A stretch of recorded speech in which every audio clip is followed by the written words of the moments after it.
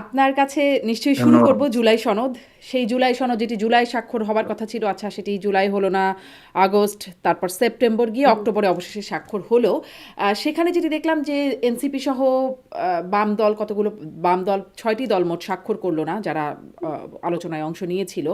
তারপরে দেখলাম অংশ মানে স্বাক্ষরের আগে জামাতও একটা গাইগুই করলো, বিএনপিও বলল যে স্বাক্ষর করব কিনা সেটি গণমাধ্যমদের মানে গণমাধ্যমকে অপেক্ষা করতে হবে পরের দিন পর্যন্ত, মানে আগের দিন বললো এই কথা। সবারই মধ্যে একটা দ্বিধা, একটা দ্বন্দ্ব স্বাক্ষর করা নিয়েছিল। আপনারা কি সন্তুষ্ট হয়ে স্বাক্ষর করলেন? মানে আপনারা স্বাক্ষর করেছেন, পুরোপুরি সন্তুষ্ট, প্রক্রিয়া সবকিছু নিয়ে সন্তুষ্ট হয়ে স্বাক্ষর করলেন? হ্যাঁ শারমিন, প্রথম কথা হচ্ছে আমরা আসলে কিসে স্বাক্ষর করলাম। আমরা কিন্তু একটা অঙ্গীকারে স্বাক্ষর করেছি, এবং সেই অঙ্গীকারটা হচ্ছে 7টা অঙ্গীকারে 7টা পয়েন্ট আছে। হুম। একটা কথা হচ্ছে যে এই জুলাই আহ, যে সনদটা আমরা তৈরি করেছি, এটা আমরা যদি ক্ষমতায় যাই বা পার্লামেন্টে যাই তাহলে আমরা এটা বাস্তবায়ন করব। দ্বিতীয় হচ্ছে যে এই জুলাই সনদের প্রত্যেকটা অঙ্গীকার আমরা রক্ষা করব, এবং এই জুলাই যে অভ্যুত্থানটা হয়েছে, এই অভ্যুত্থানটাকে আমরা কখনো আইনগতভাবে চ্যালেঞ্জ করব না। এবং এই জুলাই অভ্যুত্থানে যারা আহত হয়েছেন, নিহত হয়েছেন, তাদের দেখভাল করা এবং তাদের দায় দায়িত্ব এবং তাদের যে বিচার, এই বিচার প্রক্রিয়া আমরা অবশ্যই এটা আমরা বিচার করব। এই ধরনের মানে বেশ কয়েকটা তারপরে মানে অঙ্গীকার, আসলে এই অঙ্গীকার আমরা স্বাক্ষর করেছি। এখন প্রথম কথা হলো যে জুলাই সনদে যা যা আছে সেটার সাথে আমরা একমত কিনা। আমরা তো টোটাল জুলাই সনদে যে 84টা পয়েন্ট আছে, 84টা পয়েন্টের সাথে বেশিরভাগ ক্ষেত্রেই দেখা গেছে আমরা একমত হয়েছি। কিছু কিছু জায়গায় দেখা গেল বিএনপি নোট অফ ডিসেন্ট দিয়েছে। আরো দুই একটা দল আছে যারা বিএনপির দেখা দেখি, তারাও নোট অফ ডিসেন্ট দিয়েছে। আর 5 দল যেটা আপনি, আর 4 দল যেটা বললেন যে বাম আহ, অনুরাগী 4টা দল, তারা কিছু কিছু জায়গায়, একটা বা দুইটা জায়গায় তারা নোট ডিসেন্ট দিয়েছে। কারণ আমাদের আলোচনা ছিল যে এই নোট অফ ডিসেন্ট গুলো যারা দিয়েছেন সেইটার বাস্তবায়নটা কিভাবে হবে। এই নোট অফ ডিসেন্টটা কি কার্যকর থাকবে, নাকি এই নোট অফ ডিসেন্ট সহ আমরা পাশ করব। তো নোট অফ ডিসেন্ট যেখানে দেওয়া হয়েছে সেখানে বলা হয়েছে যে এটা দল তারা যদি ম্যান্ডেট পায় তাহলে তারা সেটার ব্যাপারে তাদের ওই নোট অফ ডিসেন্টটা কার্যকর হবে। আদার দেন যেটা স্বাক্ষর হয়েছে এটাই মানে প্রিভেইল করবে, এই ধরনের একটা কথা সেখানে বলা হয়েছে। আমরা চেষ্টা করেছিলাম, বা এখনো আমাদের সেই দাবিটা আছে, আমরা যারা যারা নোট অফ ডিসেন্ট দিয়েছেন তাদেরকে বলছি যে ভাই, আপনাদের নোট অফ ডিসেন্ট গুলো আপনারা প্রত্যাহার করে নেন। তা আমরা যেভাবে দেখি বিষয়টাকে, যে জুলাই সনদ এজ এ হোল, এটা একটা আমাদের অনেক কষ্টের, অনেক ঐকমত্যের একটা দলিল, এবং এর বেশিরভাগ অংশের সাথে আমরা সবাই একমত হয়েই স্বাক্ষর করেছি, এবং এটার একটা অঙ্গীকার করেছি যে এটাকে আমরা আগামী দিনের রাজনীতির একটা বিরাট মাইল ফলক হিসেবে আমরা দেখছি। তো সুতরাং এখানে আমরা মনে করি যে জিনিসটা আমরা এত কষ্ট করে তৈরি করেছি, যে জিনিসটার জন্য আমরা এত শ্রম দিয়েছি, সেই জিনিসটা বাস্তবায়নের অঙ্গীকারে আমি কেন স্বাক্ষর করব না, এটা হচ্ছে আমাদের চাওয়া। কিন্তু ওই আর যে দুই আপনি নাম্বার হচ্ছে বলছিলেন যে এটা। মানে আপনি বলছিলেন যে প্রত্যাহার যেন করে নেন নোট অফ ডিসেন্টগুলো। আলোচনার তো এটা একটা জায়গা ছিল, এটা একটু ছোট্ট করে শুনবো, কারণ এটা নিয়ে অনেক আলোচনা হয়েছে। যে তারা যদি কিছুতে রাজি না হয়, আপনারা কেন তাদেরকে অনুরোধও করবেন যে আপনারা রাজি হয়ে যান এই বিষয়ে? কেন করবেন? মানে এটা তাদের অধিকার যে তারা রাজি হবে না, তারা করবে না, তাদের রাষ্ট্র না না, পরিচালনা নীতি এটা এমনটা এটা না। এটা মানে মানে বিষয়টা হচ্ছে, যেমন ধরেন আপনার অধিকার আছে, আপনি আমার একটা আমন্ত্রণ গ্রহণ করতেও পারেন, নাও করতে হুম। পারেন। না, আমি আপনাকে আমন্ত্রণ জানাচ্ছি যে না, আপনি আমার আমন্ত্রণটা গ্রহণ করেন। আমরা যেহেতু মনে করছি যে যে কয়েকটা জায়গায়, যেমন ধরেন একটা বড় জায়গায় যেটা আমরা চেয়েছিলাম যে এটাতে যদি বিএনপি একমত হয়ে যায়, তাহলে আমরা অন্যান্য জায়গাগুলোতে আমরা প্রয়োজনে আর ওনাদেরকে বেশি মানে অনুরোধ করব না। আমরা বলেছিলাম যে আপার হাউসে যে ভোটের পিয়ার, আপার হাউসে কিন্তু পিয়ারই হচ্ছে। হুম। হ্যাঁ, কিন্তু বিএনপি যেটাকে সাপোর্ট করছে সেটা হচ্ছে সিটের ভিত্তিতে পিয়ার। আমরা বলছি এটাকে ভোটের ভিত্তিতে পিয়ারটা বিএনপি যদি কনসিডার করে, তাইলে আমাদের অন্যান্য জায়গাগুলো, এগুলো তো একটা চলমান প্রক্রিয়া আকারে আমরা দেখব। ঠিক আছে। তো আমরা খুব কিছুটা হতাশ হয়েছি, যে আমরা আশাবাদী ছিলাম যে বিএনপি একটা পর্যায়ে গিয়ে এটা হয়তো তারা মেনে নেবে। তো এটা তারা মানেন নাই। এটা এখনো আমরা আমরা এই জন্য আমরা বলতেই থাকবো। ওনারাও যদি না মানেন, এটা আমি মনে করি যে এটা একটা আমাদের রাজনৈতিক কমিটমেন্ট। কারণ আপার হাউস যদি মানে ভোটের ভিত্তিতে পিয়ার না হয়, তাহলে আপার হাউসটা অ্যাকচুয়ালি এই আর কোনো আপার হাউস লোয়ার কার্যকারিতা হাউস থাকে মানে না। আলোচনাগুলো আপনারা করছেন, খুব গুরুত্ব সহকারে করছেন, দীর্ঘদিন ধরে করছেন, সাধারণ মানুষের মাথার উপর দিয়ে যাচ্ছে অনেক ক্ষেত্রে। আমি একটু এটাও ছোট করে, কারণ এটাও আসলে আপনারা বলেন সবসময় আলোচনা ছোট করে যদি বলেন, এই আপার হাউস লোয়ার হাউস এটা কি এই যে নির্বাচন 26-এ হতে যাচ্ছে ফেব্রুয়ারিতে, সে তখন বাস্তবায়ন হবে, না কবে বাস্তবায়ন হবে এটি? না, এটা তো তখনই বাস্তবায়ন হবে, কারণ যেহেতু জুলাই সনদ আমরা গ্রহণ করে ফেলেছি, স্বাক্ষর করে ফেলেছি, এবং এটা গণভোটে দেওয়ার ব্যাপারেও আমরা একমত হয়েছি, তাহলে গণভোটে দেওয়া মানে হচ্ছে জনগণও এটাকে অ্যাপ্রুভ করলো। তার নেক্সট পার্লামেন্ট এটাকে মানে শুরুর প্রথম অধিবেশনেই এটার উপরে কার্যকারিতাটা শুরু করবে। তো আপার হাউস লোয়ার হাউস বলতে যেটা আপনি যেটা বললেন, যে আমি মনে করি যে এটা এখানে আবার নতুন করে বলার প্রসঙ্গ না। আমাদের পার্লামেন্ট হচ্ছে এক কক্ষ বিশিষ্ট। হ্যাঁ, 300 আসন আছে, আপনি জানেন 50টা আসন হচ্ছে আমাদের নারীদের জন্য সংরক্ষিত। তো পৃথিবীর বিভিন্ন উন্নত দেশ, বিশেষ করে গ্রেট ব্রিটেন, আমেরিকা, তারপর আরো বিভিন্ন দেশে যেটা থাকে, সেখানে দুইটা হাউস থাকে পার্লামেন্টের। হ্যাঁ, কোথাও সেটাকে সিনেট হিসেবে বলা হয়, কোথাও লোয়ার চেম্বার, আপার চেম্বার বলা হয়, এই নানাভাবে এটাকে মানে চিহ্নিত করা হয়। তো আপার চেম্বার যেটা থাকে, মানে আপার হাউস যেটা থাকে, সেটার কিন্তু অ্যাকচুয়ালি ওই অর্থে আইন প্রণয়নের ক্ষমতা থাকে না, বা যে কোনো বিষয়ে তাদের ক্ষমতাটা হচ্ছে সীমিত, কিন্তু তারা হচ্ছে এক ধরনের অভিভাবক হিসেবে ভূমিকা রাখেন। আর এরা নির্বাচিত হন না, এরা পরোক্ষভাবে নির্বাচিত হন। তো পরোক্ষভাবে নির্বাচিত কেন হন? কারণ এদের বেশিরভাগ অংশটাই থাকে, এরা অরাজনৈতিক লোক হন। এরা বেশিরভাগই আমাদের সিভিল সোসাইটি বা বিভিন্ন বিষয়ের এক্সপার্ট লোকেরা থাকেন, যারা আমাদের যে নিম্ন কক্ষে যে আইনগুলো পাশ হবে, এই আইনগুলোর ব্যাপারে তারা নিজেদের মধ্যে আলোচনা করবেন, তারা সেখানে মতামত দেবেন।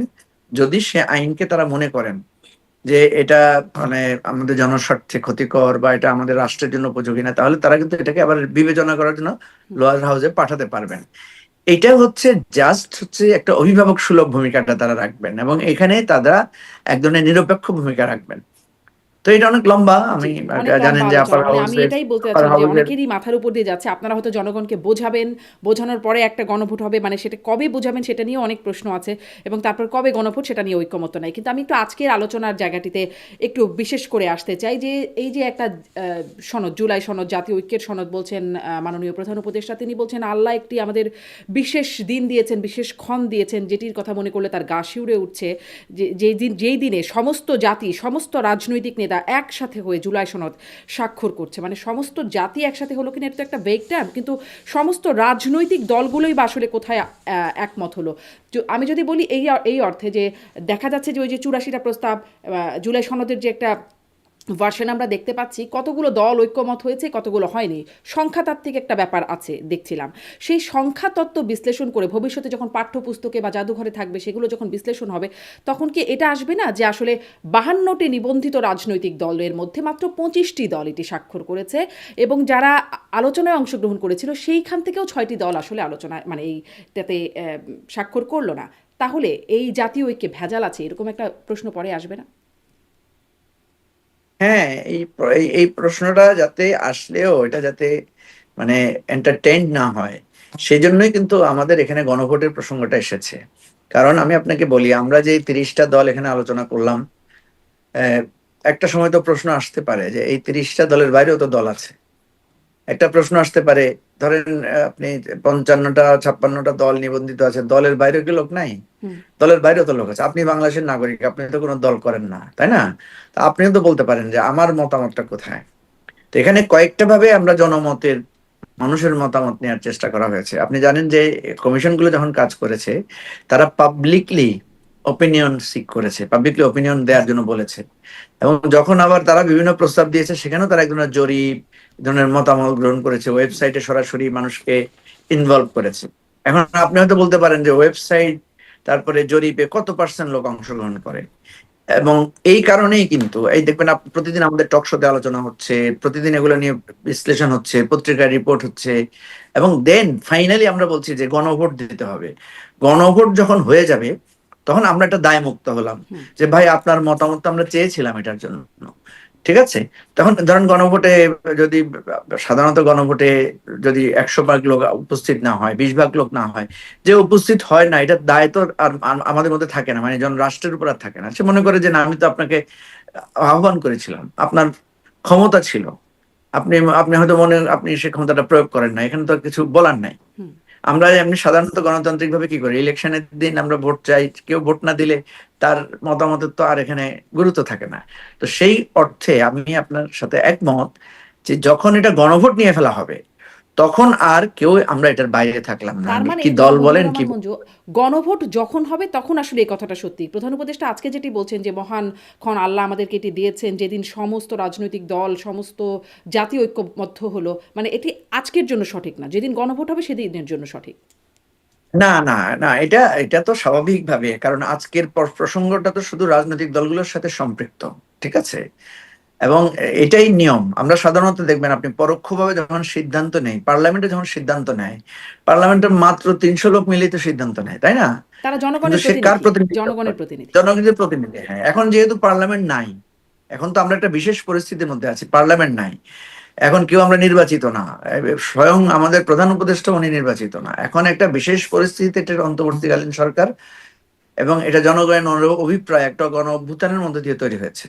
সুতরাং এই কারণেই আমরা এই কমিশন গুলো করা হয়েছে, নানা শ্রেণী পেশার মানুষের মতামত নেওয়া হয়েছে। এই জিনিসটাই আপনি যেহেতু পরবর্তীতে আপনি যেটা মানে মতামত নেবেন, তখন এটার ফুল কোর্সটা কমপ্লিট হবে।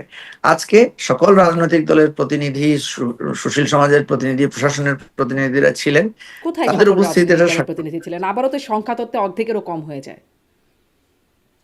না, মানে আমি বলতে চাচ্ছি সকল বলতে ধরেন এখানে একটা প্রশ্ন আসতে পারে যে আওয়ামী লীগের প্রতিনিধি নাই, প্রশ্ন আসতে পারে জাতীয় পার্টির প্রতিনিধি নাই, এটা তো আমাদের পুরা ইয়ার মধ্যে ছিল না। হুম। কারণ কেন ছিল না, এখানে একটা বড় প্রশ্ন হচ্ছে, আমি যদি আপনাকে প্রশ্ন করি শেখ হাসিনা নাই কেন বাংলাদেশ, ঠিক আছে, উনি তো একটা দলের সভানেত্রী, তাহলে উনি আমাদের বাংলাদেশে এখন নাই কেন? বা আওয়ামী লীগের সেক্রেটারি উনি বাংলাদেশে নাই কেন? ওনারা ওনারা বাংলাদেশ ছেড়ে পালিয়ে গেলেন কেন? তাই না? তাহলে ওনাদের কৃতকর্মের জন্য ওনারা নাই। হুম। আপনি যেটা ওনাদের বলছেন যে কৃতকর্মের জন্য সকল ওনারা পালিয়ে রাজনৈতিক, গেছেন এবং তারপরে আইনগতভাবে এখন সেটি যতই প্রশ্ন থাকুক কিন্তু তাদের এখন কর্মকাণ্ড নিষিদ্ধ আছে। অতএব যেহেতু তাদের কর্মকাণ্ড নিষিদ্ধ, আইনগতভাবে তারা থাকবেন না, এটাই খুবই স্বাভাবিক। কিন্তু আরও তো রাজনৈতিক দল আছে এই এর বাইরে, মানে তারাও, তাদেরকে আসলে কোন আইনের ভিত্তিতে আপনারা বাদ রাখলেন, এই প্রশ্নগুলো কি ভবিষ্যতে উঠবে না? না না, এই ওই প্রশ্ন উঠার জন্যই তো গণভোট। আপনি একটা জিনিস, প্রশ্ন হচ্ছে যে জি, এই এটি প্রশ্নটা স্পষ্ট। যাতে না উঠে, এই প্রশ্নটা যাতে কেউ আর করতে না পারে, হুম।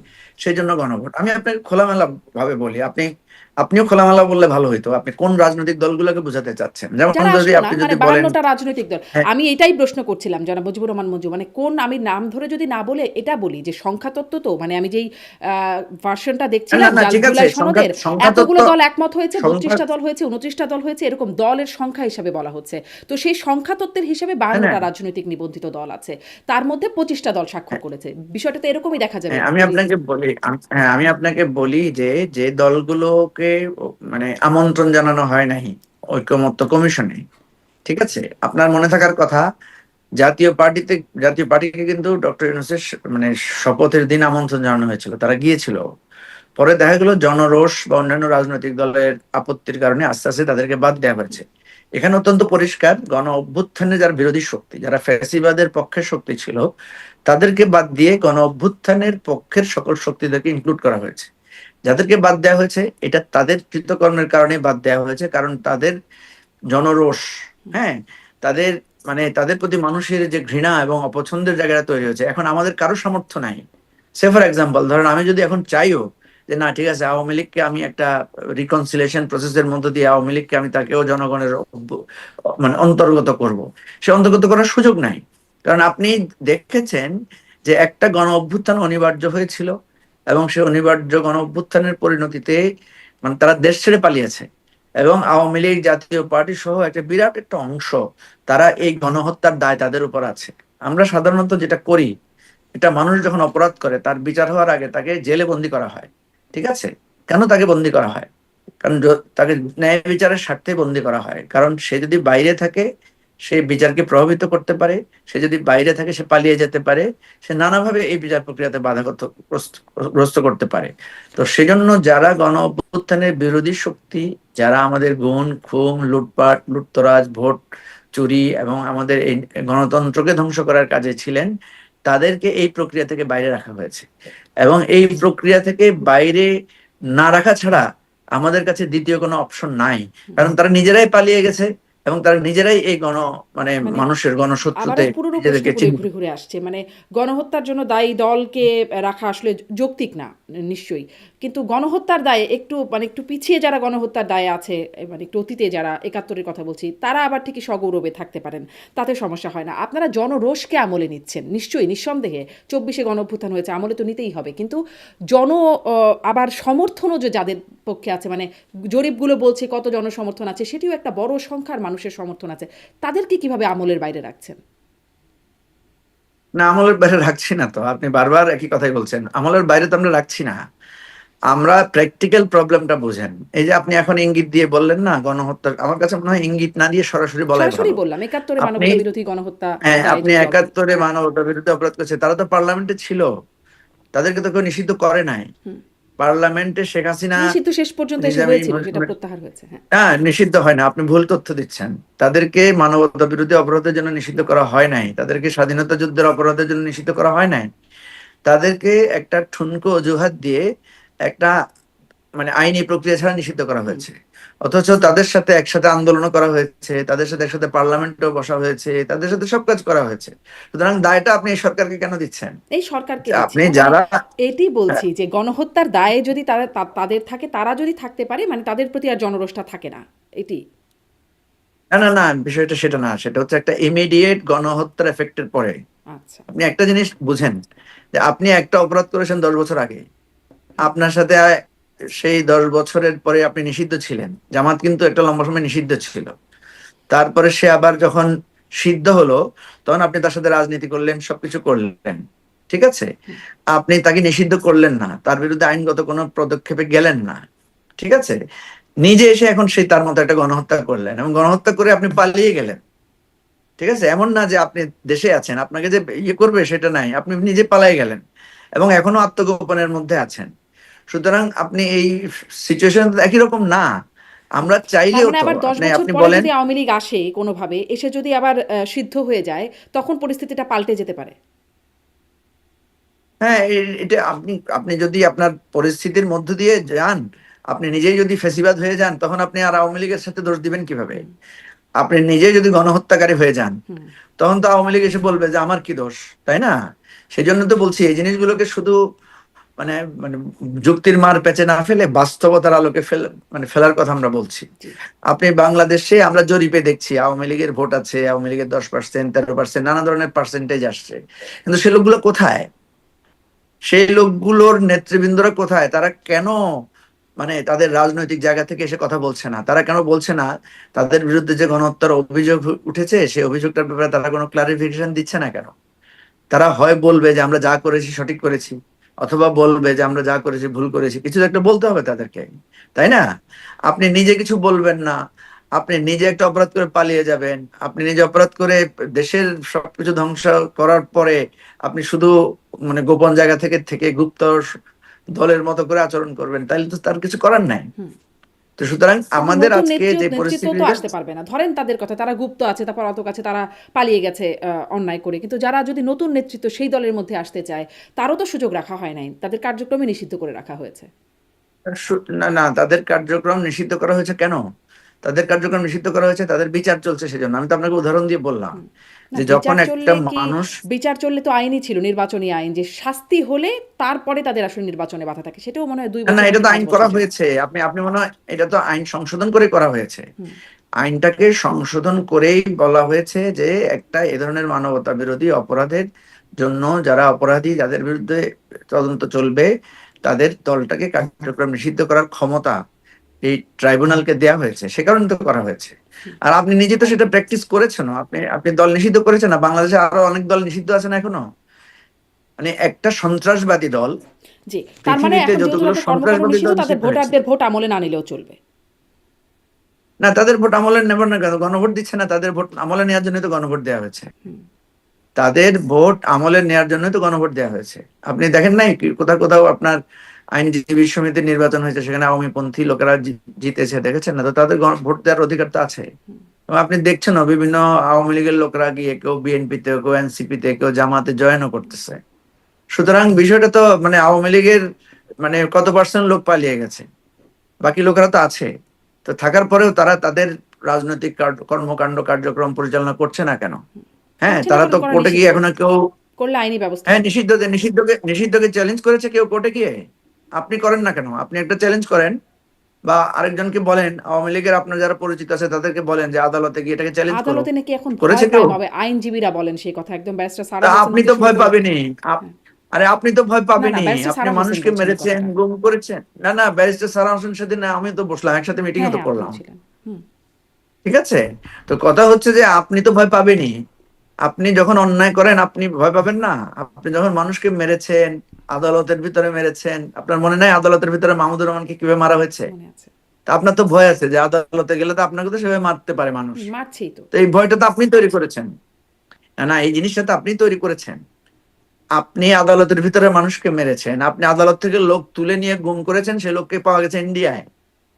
তা আপনার এই জন্য তো ভয়, আপনি এই জন্য তো মামলাও করতে চাচ্ছেন না, এই বিষয়ে দাঁড়াতেও পারছেন না। এই জন্য আমি বলছি যে আজকে গণতন্ত্রের যে জনাব হুমকি, মুজিবুর যে রহমান, যদি আপনি এক যে, লাইনে যদি শুনি, মামলা যদি ধরেন করে ফেলে কেউ, ধরেন করেন জেডাই খান পান্নাদের মতো, ধরুন ধরুন যে যদি কেউ করেন, তাহলে কি মানে এটার একদম নিরপেক্ষ একটা বিশ্লেষণ বা হবে, মানে রায়টা সেরকম হওয়ার মতো বাস্তবতা আছে? না সে, আমি তো বললাম যে সে বাস্তবতা নষ্ট হয়েছে তো আপনার জন্য, আপনি তো বাস্তবতা রাখেন নাই। হুম। আমি ধরেন, আমি যে গিয়ে এখন আওয়ামী লীগের পক্ষে হয়ে দাঁড়ায় কিছু কথা বলবো, সেই মুখ কি আছে বলেন কারো? এখন আপনাকে যদি বলা হয় যে আপনি আওয়ামী লীগের লোকদের প্রতি দরদি হয়ে একটা মামলা করেন, আপনি করবেন? আপনি তো রাজি হবেন না। বাংলাদেশে আওয়ামী লীগের দরদি, আপনি যদি ঢাকা ইউনিভার্সিটি টিচারদের কথা চিন্তা করেন, ঢাকা ইউনিভার্সিটিতে যদি 1,500-2,000 টিচার থাকে, তার মধ্যে 700-800 টিচারই তো হচ্ছে আওয়ামীপন্থী টিচার, শিক্ষক। এরা আমাদেরকে এতদিন নানা বিবেক, নানা কিছু শিক্ষা দিয়ে এসেছেন। তো ওনারা চুপচাপ আছেন কেন? কারণ হচ্ছে ওনারা এই অন্যায়, ওনারা এই মানে জঘন্য হত্যাকাণ্ডের পক্ষে দাঁড়িয়ে কথা বলার, সেটাকে করার নৈতিক ক্ষমতা নাই। একদমই তাই, দেখেন, একদম। মানে সেখানে নৈতিকতার যেমন জায়গার বাস্তবতা আছে, মানতে নৈতিক হবে। ক্ষমতার জায়গার আছে, আবার একটা ভয়ও কিন্তু আছে মুজিবুর রহমান মঞ্জু। কোথায় হ্যাঁ মবের হ্যাঁ, শিকার ভয় হয়ে তো যান, পাবেই। কথা বলতে গেলে সন্ত্রাস ভাই বিরোধী আইনে ভাই মানে আটক হয়ে যান একটা কিনা। একটা পকেট মার যখন আরেকজনের পকেট মারে, সে তো ভয়ে থাকবেই। একটা লোক যখন চুরি করে সে তো ভয় থাকবেই। একটা লোক যখন খুন করে, গুম এই যে করে, ধরুন মঞ্চ গণতন্ত্র ৭১ ধ্বংস থেকে যে করে, ভোট চুরি গ্রেপ্তার করে। করে নিয়ে গেল সন্ত্রাস দমন আইনে, এটি আসলে মানে এটি কেমন কথা হলো? এটি কি এরকমটা যদি হয় তাহলে কি মানুষ ভয় পাবে না? হ্যাঁ হ্যাঁ, আমি তো বলছি ভয় পাবে, ভয় পাবে না কেন? আপনি আওয়ামী লীগের পক্ষে কথা বলে আপনি ঘরে ফিরতে পারবেন কিনা তার নিশ্চয়তা আমরা দিতে পারছি না তো। কিন্তু দেওয়ার তো এবং কথা এটা ছিল তো আপনিই রাষ্ট্রের। তৈরি করেছেন। না, রাষ্ট্রের কথা ছিল না, আপনি রাষ্ট্র রাখেন নাই। আপনি এখনো রাষ্ট্রটাকে নাই, সেভাবে এখনো নষ্ট গঠিত করে হয় দিয়ে নাই, মানে গেছেন। এত অভ্যুত্থান না হয়ে না গেল, না না, একটা নতুন সরকার আসলে তো চলবে না। আপনি রাষ্ট্রটাকে যেভাবে ধ্বংস করে গেছেন, এবং আপনার জন্য সেটা আমরা পারছি না। আপনি রাষ্ট্রটাকে এমন ভাবে ধ্বংস করে গেছেন, এবং আপনি অনবরত এখনো সেই ধ্বংসাত্মক পথে আছেন। আপনি ইন্ডিয়া থেকে বসে বসে হুমকি দিচ্ছেন। আপনার লোকেরা ফেসবুকে বলছে যে আর কয়েকদিন আছে, খেয়ে নাও, আসতেছি, ধরবো, মারবো। আপনি নিজে মবের হুমকি দিচ্ছেন যে মানে তোমরা খায়া টায়া নাও, তারপরে দেখো আমরা আসলে তোমাদেরকে কি করি। আপনি নিজে সারাক্ষণ মবের হুমকি দিচ্ছেন, এবং হুমকি দিচ্ছেন বলে আপনার উপর মবের ঝুঁকিটাও আপনার উপর তৈরি হয়ে আছে। যতক্ষণ পর্যন্ত বাংলাদেশের আওয়ামী লীগের এই চরিত্র বদল না হবে এবং নিজেদের মধ্যে মানে একটা চেঞ্জ না আসবে, ততক্ষণ পর্যন্ত তার এই নিরাপত্তার দায়িত্ব কেউ দিতে পারবে না। আওয়ামী লীগের লোকদের নিরাপত্তার দায়িত্ব আওয়ামী লীগের লোকদেরকেই তৈরি করতে হবে। এটা হচ্ছে বাস্তব কথা, সত্য কথা। আমি আপনাকে বাস্তব অভিজ্ঞতা থেকে বলছি। মানে কারণ আইনের আমাদের শাসন কিছু না, চোর পরিচিত, যদি ভালো হয়ে যায় তাহলে সব ঠিক হয়ে যাবে, আইনের কোনো ব্যাপার নাই। না আইনের ব্যাপার আছে তো মানে অবশ্যই, আইনের আইনের প্রোটেকশন ব্যাপার আছে যে কোথায়? আইন আপনি মানবে। বলছেন আওয়ামী লীগ ভালো হলে তাহলে সব ঠিক হবে, মানে আওয়ামী লীগ ভালো হবে না, ধরুন না আওয়ামী লীগ একটা চোর দল, আইনের ডাকাত প্রোটেকশন দল। আছে তো, আপনি তো আইনের প্রোটেকশন নিচ্ছেন না তো ভাই। আপনি ইন্ডিয়া যাই বসে রয়েছেন, আপনার বিরুদ্ধে মামলা হয়েছে, আপনি আইনের কিন্তু প্রোটেকশন নেবেন যারা না? এসে দেশে, আমি আত্মসমর্পণ বলছি না করবেন না? মঞ্চ ৭১, তাদেরকে গ্রেপ্তার না করে না না, নিয়ে আসুন। আপনি মঞ্চ ৭১-কে আর হাসিনাকে আলাদা করছেন কেন? আমি তো আলাদা করছি না। আপনি মঞ্চ ৭১ আর হাসিনাকে আলাদা করতে পারবেন না তো। কারণ মঞ্চ ৭১-এ যিনি এসেছিলেন উনি আওয়ামী লীগের সময়ে বিনা ভোটে নির্বাচিত ছিলেন, বহিষ্কৃত মানে হয়েছেন, চোরের নাম্বার ওয়ান ছিলেন। হ্যাঁ বহিষ্কৃতও হয়েছেন। হ্যাঁ, বহিষ্কৃত তো হয়েছেন, কোনো সমস্যা নাই, কিন্তু চুরির দায়ে বহিষ্কার হয়েছেন। আপনাকে আরো একবার মানে চুরির দায়ে বন্দী করা দরকার। শুনেন, মানে এই সমস্ত কায়দা কানুন করে কথা বলে তো লাভ নাই। বাস্তবতা হচ্ছে আপনি নিজের গর্ত করেছেন, সেই গর্তে এখন আপনি হাবুডুবু খাচ্ছেন। এটা থেকে বাঁচানোর, আপনাকেই বাঁচার পথ তৈরি করতে হবে। আপনাকে বাঁচানোর আমরা কিছু করতে পারবো না। হুম। কারণ আপনি আমাদের সেই মুখটা রাখেন নাই। আমরা আপনাকে বলেছিলাম যে এইভাবে মাইরেন না, আমরা আপনাকে আচ্ছা, বলছিলাম ভোট স্পষ্ট মানে চুরি করেন আওয়ামী না। লীগ ভালো হলে আমরা তবেই একটা আপনাকে সঠিক আমরা আপনাকে জায়গায় আসা সম্ভব। আমরা আপনাকে বলছিলাম যে দেখেন পৃথিবীতে সব জায়গায় রিকনসিলিয়েশনটা এভাবে হয়। যিনি অন্যায় করেন, আপনি দেখেন না আমাদের দেশে সালিশ হয়, একটা লোক ভুল করে অন্যায় করে, সে স্বীকার করে, তাকে কিছু শাস্তি দেওয়া হয়, তারপর কিছু জরিমানা করা হয়, তারপর তাকে মওকুফ করা হয়। আওয়ামী লীগকে শাস্তি পেতে হবে, যারা নিরপরাধ আছে তারা বলতে হবে যে আমি নিরপরাধ, এই কারণে যুক্তি দিবে, তারপর একটা রিকনসিলিয়েশন প্রসেস আগাবে। একটা লোককে দেখেছেন আপনার পরিচিত আওয়ামী লীগের লোক যে বলেছে যে ভুল হয়েছে? বলেন, একটা না, নাম বলেন। আপনি যাদের কথা বলছেন মঞ্চ না, না, না, একাত্তর, ওদের একদম কথা বলেন। তারা, আনুষ্ঠানিকভাবে কেউ স্বীকার করে নাই কোনো ভুল। হ্যাঁ, কেউ কি এসে বলেছে যে ভাই শেখ হাসিনা যেটা করেছে খুব অন্যায় করেছে, শেখ হাসিনা 3টা নির্বাচন চুরি করে করেছে, এটা আমাদের অধিকার নষ্ট করেছে, বলেছে কেউ? তা আপনি কেমনে আশা করেন, আপনি কিভাবে আশা করেন যে আপনি আমার আইনের শাসন থেকে সবকিছু ধ্বংস করে দিবেন, আর দায় সব আমার উপর, যে না, আপনাকে না, আবার দায় আপনি দায় কিছু নিশ্চয়। দায় আমি নিতে আসলে হবে না? বলছিলাম আইনের শাসন যদি প্রতিষ্ঠিত হয় তাহলে সেটি সকলের জন্য সমানভাবে প্রতিষ্ঠিত আইনে হওয়ার কথা। আইনের শাসন প্রতিষ্ঠিত করার জন্য আমরা বলছি যে সংস্কার করতে হবে। আইনের শাসন প্রতিষ্ঠিত করার জন্যই আমরা বলছি সুপ্রিম কোর্টকে স্বাধীনতা দিতে হবে। আপনি তো সুপ্রিম কোর্টকে স্বাধীনতা দেন না, দলীয় বানিয়েছেন। অতএব আর এখনো এখন আবার স্বাধীনতা সেটা আপনি তার কাছে এসে প্রতিষ্ঠিত ভাবেই থাকবে, মানে ধ্বংসস্তূপেই আমরা আছি। না, ধ্বংসস্তূপকে উদ্ধার করার জন্যই তো আমরা চেষ্টা করছি। ধ্বংসস্তূপ থেকে উদ্ধার করার জন্যই আমরা বলছি যে প্রধান বিচারপতি নিয়োগ প্রধানমন্ত্রী একা দিতে পারবেন না, দুদকের প্রধানমন্ত্রী একা দিতে পারবেন না। সেজন্য আমরা বলছি চিফ ইলেকশন কমিশন প্রধানমন্ত্রী একা নিয়োগ দিতে পারবেন না। এই সংস্কারের কথাই আমরা বলছি। আমরা বলছি প্রধানমন্ত্রী একাধিক ক্রমে বা আলাদা করে হোক 10 বছরের বেশি ক্ষমতা থাকতে পারবেন না। আপনি যেটা বলছেন এই সংস্কারের জন্যই তো আমরা হাত দিয়েছি, সেটার জন্য আজকে জুলাই সনদটা স্বাক্ষরিত যেটির হয়েছে। বাস্তবায়নে আবার সেই গণভোটের জায়গায় আছে। আমি একটু আবারও আজকের বক্তব্যে আসি। প্রধান উপদেষ্টা বলছেন ওই যে ঐতিহাসিক বলছেন, জাতীয় ঐক্যকে বলছেন অবাক কাণ্ড, সারা দেশ দেখলো, সমস্ত রাজনৈতিক দলগুলো চমৎকারভাবে আলাপ করলো। কিন্তু এই যে অবাক কাণ্ড বলছেন যাকে, সমস্ত রাজনৈতিক দলগুলো কিন্তু যেই জুলাই মানে অভ্যুত্থানে সম্মুখ সারিতে যারা নেতৃত্বে ছিলেন, এনসিপির নেতাদের কথা বলছি, তারা থাকলেন না। যারা আসলে প্রধান উপদেষ্টাকে যাদেরকে নিয়োগকারী হিসেবে আখ্যা দেন তারা তারা এই জুলাই অভ্যুত্থানে নেতৃত্ব দানকারী দল হিসেবেই তারা প্রধান 3টি দলের একটি দল হিসেবে সবসময় গণ্য হচ্ছেন। সেই প্রধান 3টি দলের একটি দল থাকলো না। এবং এমনকি আসিফ মাহমুদ, মাহফুজ আলম উপদেষ্টা দুজন যারা আসলে ওই অভ্যুত্থানের নেতৃত্ব হিসেবে এই সরকারের মধ্যে ছিলেন, তারাও ছিলেন না এটাতে। এটি আসলে অবাক কাণ্ড মনে হলো না? যে মানে প্রধান উপদেষ্টা অবাক কাণ্ড বলছেন, এটি অবাক না, কাণ্ড? মাহফুজ আলম আর আসিফ মাহমুদ ছিলেন, এই তথ্যটা আপনার সঠিক না। ওনারা ছিলেন, আমি ওনারা দেখছিলাম এসেছিলেন। পত্রিকা, আমি মানে ক্যামেরাতেও দেখতে পাইনি তাদেরকে, বা পত্রিকাতেও দেখলাম, যুগান্তরের কেবলই দেখছিলাম যে যাই ছিলেন হোক, না আপনি তারা। আপনি আপনি আরেকবার চেক করলে পাবেন যে তারা ছিলেন, একটু দেরিতে এসেছেন, কারণ হয়তো আজকে হিউজ ট্রাফিক ছিল, আমরা কেউই সঠিক সময়ে গিয়ে উপস্থিত হতে পারি নাই। আপনি যেটা বললেন যে একটা দল উপস্থিত হয় নাই, দেখেন আজকের অনুষ্ঠান ছিল সনদ স্বাক্ষর। সনদ তো আগেই ফাইনাল হয়ে গেছে, হুম। সনদ চূড়ান্ত হয়েছে আগে, এবং সেই সনদ চূড়ান্ত হওয়ার ব্যাপারে আমরা সবাই একমত হয়েছি with few note of dissent. ঠিক আছে, এরপরে আমাদেরকে জুলাই মানে ঐকমত্য কমিশন থেকে জানতে চাওয়া হয়েছে আপনারা সনদে কারা কারা স্বাক্ষর করবেন, নাম পাঠান। আমরা সবাই নাম পাঠিয়েছি এবং এনসিপি থেকেও নাম পাঠানো হয়েছে। এনসিপির আহ্বায়ক এবং সদস্য সচিবের নাম তারা পাঠিয়েছে, তাদের জন্য আজকে চেয়ারও ছিল।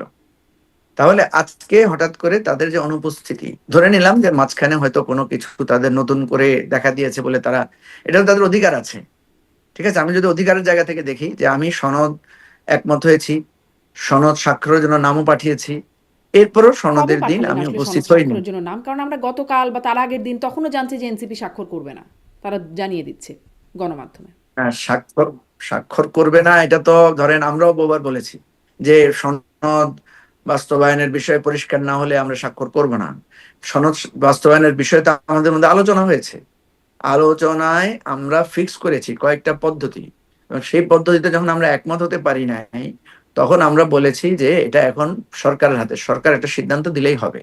ঠিক আছে, এই জিনিসগুলো একদম খোলামেলা পাবলিকলি লাইভ অনুষ্ঠানের মধ্য দিয়ে আলোচনা হয়েছে। এখন প্রশ্ন হচ্ছে, সনদ আলোচনায় আমরা ছিলাম, সনদ আলোচনায় সনদ প্রস্তুতের ব্যাপারে আমরা একমত হয়েছি, ওই যে ওই সনদ প্রশ্নটা, কবে বাস্তবায়নের আসলে নাম ব্যাপারে পাঠালেন আহ্বায়ক এবং দুজনের নাম পাঠালেন এনসিপি থেকে, কবে পাঠিয়েছেন? নাম নাম পাঠিয়েছে আরো 3 দিন আগে। 3 দিন আগে আমাদের কাছ থেকে যখন চাওয়া হয়েছে, আমরা একটা নির্ধারিত টাইম ছিল, সেখানে সবাই নাম পাঠিয়েছি। ঠিক আছে, তাহলে আপনি নামও পাঠালেন। নাম পাঠালেন মানে আপনি উপস্থিত থাকতে হবে, বাধ্যতামূলক বিষয় না। আমি বলছি প্রসেসটা আপনি এগ্রি করেছেন। এখন এনসিপি আজকে যে কথাটা বলে তারা মানে অনুপস্থিত ছিল, তারা বলছে তারা বাস্তবায়নের স্বীকৃতিটা দেখে তারপরে তারা স্বাক্ষর করবে। তারা স্বাক্ষর করবে না কিন্তু বলে নাই, তারা বলেছে তারা বাস্তবায়নের মানে প্রক্রিয়াটা দেখে তারপরে তারা স্বাক্ষর করবে। ঠিক আছে, আপনাকে একটা কথা বলি, আজকে আমরা যে অঙ্গীকারটা করেছি এটা হচ্ছে আমরা পার্লামেন্টে যখন নির্বাচিত হব এবং আমরা যদি সরকারে থাকি আগামী দিনে আমরা এই কাজগুলো করব। প্রত্যেক দল তার নিজের নিজের অঙ্গীকারটা সে সেখানে স্বাক্ষর করেছে। সুতরাং আজকে কারো অ্যাবসেন্সে কেউ আসতে পারে নাই, ধরেন কেউ কেউ একটা দল তো অসুস্থতার জন্য আসতে পারে নাই, কোনো একজন নেতা হয়তো দেখা গেল, তিনি তো পরে স্বাক্ষর করতে পারবেন। কথা হচ্ছে আমরা তো এগ্রি করে ফেলেছি এটার সাথে। কথাটা হচ্ছে আপনার সাথে আমি বাড়ি ভাড়া চুক্তি করে ফেলেছি, বাড়ি ভাড়ার একমত হয়েছে, এখন শুধু ডেট সাইন বাকি। ডেট সাইনের আজকের একটা আনুষ্ঠানিক তারিখ ছিল, এই তারিখে বেশিরভাগ দল এসেছে, বেশিরভাগ দল এসে স্বাক্ষর করেছে। একটা দল আসে নাই, তারা বলেছে তারা স্বাক্ষর করবে, বাট তারা আগে এটা কিভাবে বাস্তবায়ন হয় সেটা দেখতে চায়। এটা একটা কারণ। এখন এর বাইরে আরেকটা যেটা, মানে সেটা হচ্ছে চুক্তি জুলাই তখনই যোদ্ধাদের কথা কার্যকর আপনি হয় যেটা যখন সেটি বলছেন। স্বাক্ষর হয়। আসলে চুক্তিতে স্বাক্ষর একটি মানে অন্যতম উপাদান চুক্তি সম্পন্ন হবার। হ্যাঁ, এটা তো হতেই পারে, ধরেন আপনি সবকিছু করলেন, আপনি বাড়ি ভাড়া ঠিক করলেন, এরপরে চুক্তি স্বাক্ষর করলেন না, তাহলে তো বাড়ি ভাড়া হবে না। ঠিক হবে না। আছে, হুম। তো সেটা তো একটা দল, আপনার 32টা দল আলোচনা করলো, 25টা দল স্বাক্ষর করলো, আর 7টা দল এখনো করে নাই। ঠিক আছে, কমিশন বলছে যে এই 7টা দল স্বাক্ষর করার জন্য আরো 10 দিন সময় পাবেন, তারা পরেও স্বাক্ষর করতে পারবেন। তাহলে একটা যে গেল। এখন ধরেন 7 দিন পরেও তারা স্বাক্ষর করলো না, এই স্বাক্ষর না করা মানে কি? স্বাক্ষর না করা মানে কি তারা এই অঙ্গীকারটা করলো না, আমরা এখানে যে জিনিসগুলো করেছি সেই অঙ্গীকারে তারা স্বাক্ষর করলো না। এটা কিন্তু জুলাই সনদে স্বাক্ষর করা না, এটা হচ্ছে অঙ্গীকারে স্বাক্ষর করা। তো অঙ্গীকারে স্বাক্ষর না করলে সেই অঙ্গীকার থেকে মুক্ত হয়ে গেল, ওনার এই বাস্তবায়নের দায় থেকে উনি মুক্ত থাকলেন। ইন্টারপ্রিটেশন তো এইভাবেই হবে, কথা বোঝেন নাই? সো যতক্ষণ পর্যন্ত আলোচনা হয়েছে এবং সেখানে এগুলো লিখে আছে কে কোন বিষয়ে একমত হয়েছে, কে কোন বিষয়ে দ্বিমত পোষণ করেছে, এই বিষয়গুলো তো সেখানে সব বলা আছে। আমরা যেটা মনে করি যে জুলাই সনদ স্বাক্ষর একটা পার্ট, জুলাই সনদের বাস্তবায়ন প্রক্রিয়া আরেকটা পার্ট, জুলাই সনদে নোট অফ ডিসেন্ট এটা আরেকটা পার্ট। এই 3টা পার্টকেই আমরা আগামী দিনের রাজনীতির প্রধান লক্ষ্যবস্তু হবে। বিএনপি যে যে বিষয়গুলো যারা নোট অফ ডিসেন্ট দিয়েছে, এটা কিন্তু আমাদের সারা জীবনের রাজনৈতিক ভাবে আমরা কিন্তু বলবো যে আপনারাই সংস্কারের কথা বলেছেন, কিন্তু সংস্কারের এই এই জায়গায় আপনারা নোট অফ ডিসেন্ট দিয়েছেন, এবং এটা আমরা জনমত তৈরি করব। এবং যখন এই নির্বাচনে ওনারা যাবেন, নির্বাচনে যখন তারা ডায়লগে বসবেন, এই এই তর্কগুলো আমাদের হবে, এটাই হবে আমাদের কিন্তু মানে ভোটার মানে ভোটার এই কাছে পুরো তুলবে। সনদটা তখনই আসলে আমলে নেওয়ার মতো হবে যখন বাস্তবায়নের জায়গায় হবে। আপনি বলছেন যে বাস্তবায়নের পদ্ধতি হয় নাই, ঠিক হয় নাই বলে এনসিপি মানে এনসিপিও যেটা জানিয়েছে গণভোট বা আইনি ভিত্তি তারা চায়। এই বাস্তবায়নের জন্য আপনি বলছেন গণভোটে একমত হয়েছে, কিন্তু কবে হবে সেটিতে যেমন একমত হয় নাই। জামাত বলছে নভেম্বরে, বিএনপি বলছে নির্বাচনের দিন। কিভাবে হবে বা কি কি বিষয় থাকবে গণভোটে সেগুলো বিষয়েও স্পষ্ট হওয়া যাচ্ছে না। তাহলে আদৌ হবে এই গণভোটের মাধ্যমে সব প্রক্রিয়াটি হবে এত দ্বিমত এবং মানে বিষয় চূড়ান্ত না হলে বা স্পষ্ট না হলে? না, সেটা তো সময়ের পরে বোঝা যাবে, তাই না? এই কমিশনের সময়কালের মধ্যেই তাকে বাস্তবায়নের প্রক্রিয়া তাকে করতে হবে। এবং গণভোটের ব্যাপারে তো সিদ্ধান্ত হয়ে গেছে, বাকি আছে যেটা, সেটা হচ্ছে এটা কি আগে গণভোট হবে না এটা একসাথে হবে, এটা একটা প্রক্রিয়াগত বিষয়, তাই না? এই প্রক্রিয়াগত বিষয়ে সরকারকে এখন সিদ্ধান্ত দিতে হবে। সরকার নির্বাচন কমিশনকে এঙ্গেজ করবে, নির্বাচন কমিশন তাদের সুপারিশ দিবে তাদের জন্য কোনটা সুবিধা, তারা কি একসাথে করবে না আলাদা করবে। এটা তো হইতেই পারে, আলাদা করলে কোনো সমস্যা নাই, একদিনে করলেও কোনো সমস্যা নাই। এটা স্রেফ সুবিধা অসুবিধার ব্যাপার, এটা মানে অন্য কোনো ব্যাপার আপনাদের না। কাছে মানে আপনার দলের কাছে বা আপনার কাছে না, কিন্তু জামাত আর বিএনপির কাছে তো খুবই মানে বড় বিষয়। কারণ জামাত একদম গো ধরে আছে, তারা নভেম্বরের মধ্যে চায়। আর বিএনপি একদম বলছে তারা নির্বাচনের দিনেই, যদি হয় তাহলে নির্বাচনের দিনেই হতে হবে। না, সেটাই তো আমরা বলেছি। আপনি আজকে দেখবেন আমরা এই ব্যাপারে আমাদের স্টেটমেন্ট করেছি, আমরা বলেছি যে বিএনপি, জামাত এবং এনসিপি এই 3টা দলের মধ্যে যথেষ্ট ইগো হুম হুম। আমরা দেখতে পাচ্ছি। কারণ বিএনপি একটা বড় দল, তারা বেশ কয়েকবার ক্ষমতায় ছিল, তাদের হিউজ জনসমর্থন, এবং বিগত 15 বছর ধরে তারা নানাভাবে নির্যাতিত হয়েছে। এই জিনিসটা তাদের মধ্যে একটা ইগো তৈরি করেছে, যে তারা মনে করছে আমরাই সবচাইতে, মানে আমরা ভোটে জিতবো, আমরা বেশি নির্যাতন ভোগ করেছি, আমাদের বেশি জনসমর্থন, এই ইগোটা তাদের মধ্যে কাজ করছে। জামাত আপনার বিগত এই 15-16 বছরে জামাতও অনেক বেশি নির্যাতন ভোগ করেছে, তাদের নেতাদের ফাঁসি হয়েছে, তারা বিভিন্ন ভাবে তারা নিষিদ্ধ পর্যন্ত হয়েছে, কিন্তু তারা তাদের এই দলটাকে তারা ধরে রেখেছে। ঠিক আছে, তারা আবার ইসলামিক আদর্শের আলোকে কাজ করছে। তারা আপনার এই গণ অভ্যুত্থানে নানা পরিচয় গোপন করে হলেও তারা নানাভাবে ভূমিকা রেখেছে। এখন সামহাও বিভিন্ন সংসদ নির্বাচন, বিভিন্ন ছাত্র সংসদ নির্বাচনে দেখা যাচ্ছে তাদের ছাত্র সংগঠনের একটা বিজয়ের মানে এক ধরনের স্রোত তৈরি হয়েছে। জামাত মনে করছে যে তাদের এই ঊর্ধ্বমুখী জনপ্রিয়তা এটাও তাদের মধ্যে একটা ইগো তৈরি করেছে, ফলে তারা এই যে গোঁ ধরে রাখছে। ঠিক তেমনি ভাবে আপনার এনসিপি কেও দেখা যাচ্ছে তারা নিজেদেরকে এই গণ অভ্যুত্থানের প্রধান নেতৃত্ব দানকারী যে ফিগার গুলো আছে সেগুলোই হচ্ছে আমাদের এনসিপির প্রধান নেতৃত্বে, এবং তারা মনে করছে যে তাদের, বা মনে করে না, আমি মনে হচ্ছে এটা বাস্তব, তাদের আহ্বানেই কিন্তু সারা দেশ সাড়া দিয়েছে, জাতি সাড়া দিয়েছে। সুতরাং এটাও তাদের মধ্যে একটা ইগো আকারে কাজ করছে। এই তিন ইগোর মাঝখানে আছে সরকার, এবং সরকার কিন্তু এই তিনটা দলকে গুরুত্বপূর্ণ দল আকারে বিবেচনাও করছে। আমেরিকায় যাওয়ার সময় তাদেরকে সাথে করে নিয়ে গেছে। সেজন্য আমরা বলছি এই তিন দলের ইগো এবং সরকারের সমাধানের মধ্যেই রয়েছে আমাদের এই সবকিছু মোটামুটি সমাধান। আমরা তো স্বাক্ষর করে ফেলেছি, এখন সরকারকে এই তিন দলের ইগো কমিয়ে একটা সমাধানে পৌঁছতে হবে। সমাধানে না পৌঁছলে জনগণ বিচার করবে, জনগণ দেখবে যে কার ইগোর কারণে কি সমস্যা হচ্ছে। ঠিক আছে, এখন ধরেন সরকার যদি সিদ্ধান্ত দেয় যে ঠিক আছে নভেম্বরে গণভোট হবে, বিএনপি এটার বিরোধিতা করবে, মানুষ তখন দেখবে যে বিএনপি এটাকে অন্যায়ভাবে বিরোধিতা করছে। আবার সরকার যদি সিদ্ধান্ত নেয় যে না একই সাথে ভোট হবে, কারণ আমাদের এই সুবিধার কারণে আমরা একসাথে করব, তখন যদি জামাত কোনো প্রতিবন্ধকতা সৃষ্টি করে তখন জনগণ চিন্তা করবে যে ঘটনা কি, আপনার গণভোট তো হচ্ছে, আপনার প্রতিবন্ধকতা করছেন কেন। সুতরাং এটাকে আমরা একটা রাজনৈতিক সমর্থন এবং মানুষের বিচার বিশ্লেষণের জায়গায় আমরা রাখতে চাই। আমরা অনুরোধ করছি বারবার যে আপনারা তিনটা দল, আপনাদের যথেষ্ট এক একজনের এক এক দিক থেকে অনেক অবদান আছে, আপনারা ইগোটা ত্যাগ করেন। আমরা অনেক সমাধানের কাছাকাছি চলে আসছি, একদম তীরের কাছাকাছি আসছে। সুতরাং এটাও আমি মনে করি সরকার চাইলে এটা সমাধান করা সম্ভব। সরকার চাইলে সমাধান, কিন্তু ইগো যদি না কাটে তাহলে সমাধান হয়েও আবার শেষ পর্যন্ত ওই যে তৈরি হয়তো ডুববে সেই। হ্যাঁ, ইগো না কাটলে সমাধান আছে তো। শেখ হাসিনার ইগো কাটে নাই, সমাধান হয়েছে না। তাহলে সুতরাং কি ইগো না সমাধান? কাটলে ইগো না সমাধানও কাটলে আছে। ধরেন যার যার গো ধরে বসে থাকলো তাহলে কি হবে? ইগো না থাকলে জনগণ ফয়সালা করবে, জনগণ আবার নেমে আসবে, গণ অভ্যুত্থান হবে। গণ অভ্যুত্থান তো শুধু শেখ হাসিনার বিরুদ্ধে হবে বিষয়টা তো এমন কোনো কোথায় লেখা নাই। জনগণ যখন দেখবে যে তোমাদের ইগোর কারণে, দেখেন শেখ হাসিনা তার ইগোর কারণেই কিন্তু সে একের পর এক হ্যাঁ ভুল করেছে, এবং সেই ভুলের মাসুল তাকে খুব চড়াভাবে দিতে হয়েছে। তো মানুষ তো একটা সময় পর্যন্ত দেখবে, ঠিক আছে, যে তোমরা এতদিন ধরে আলোচনা করলা, 85-84টা বিষয়ে সিদ্ধান্ত নিলা, কিছু বিষয়ে দ্বিমত করলা, তারপর গণভোটের ব্যাপারে একমত হলা, এখন এসে আগে হবে না পরে হবে নিয়ে তোমরা এত ইয়ে করছো। তখন সেটাকে, এবং সরকার যদি একটা সিদ্ধান্ত দিয়ে দেয় এরপরে যদি কেউ না মানে, তখন জনগণই সেটা ফয়সালা করবে। এবং আমরা তো জনগণকে বলেছি যে আপনারা এই কারণ বিষয়গুলো ইগোর অবজার্ভ সাথে করেন, এবং আবার আমি আবার যুক্ত হচ্ছে যারা মুজিবুর রহমান মঞ্জু, ওই যে তাওয়া গরমের বিষয়টা, জামাত আবার তাওয়াও গরম করছে এখন। মানে গরম হতে হতে সেই গরম চুলায় গিয়ে কি অবস্থায় গিয়ে পড়বে সেটা তো একটা চিন্তার বিষয়ই বটে বলে মনে হয়। তার মানে আবারও একটা সেটাই অস্থিরতা, সেটাই তো বললাম। আবারও একটা গণ অভ্যুত্থানের শঙ্কা আমাদের মানে মনে রাখতেই হবে। হ্যাঁ, এটা তো রাখতেই হবে। আপনি আপনি আইন মানবেন না, আপনি মানুষের রায় শুনবেন না, আপনি ইগো নিয়ে পড়ে থাকবেন। আপনি কত বড় লোক ছিলেন, কত মানুষের ছিল, আমরা বিশাল বিশাল জনসভা জামাত বিএনপি করেছে না, তো বড় বড় জনসভা করে কি তারা সরকারকে হটাতে পেরেছে? পারে নাই তো। সুতরাং এগুলো কি মানুষ ভুলে গেছে এত তাড়াতাড়ি? ভুলে যায় নাই তার তো। মানে আপনার কি যত বড় নির্বাচনটা আপনি পার্টি হন, ফেব্রুয়ারিতেই হবে? জনগণ। ফেব্রুয়ারিতেই হবে বারবার বললেও প্রশ্নবোধক রয়ে যাচ্ছে। মানে আবারও যদি গণঅভ্যুত্থানের সংখ্যা থাকে, ইগো না হলে, আবারও যদি অস্থিরতার সংখ্যা থাকে, তাহলে কি নির্বাচনটা আসলেই প্রশ্ন রয়েই গেছে এখনো? হ্যাঁ, নির্বাচন তো প্রশ্নবিদ্ধ হচ্ছে ওনাদের এই ইগোর সংকটের কারণে। ওনারা যদি নির্বাচন চান তাহলে ইগো কমিয়ে ইলেকশনে চলে যাবেন, তাড়াতাড়ি একটা সিদ্ধান্তে পৌঁছে যাবেন। এখন তো আমরা খুব কাছাকাছি চলে আসছি।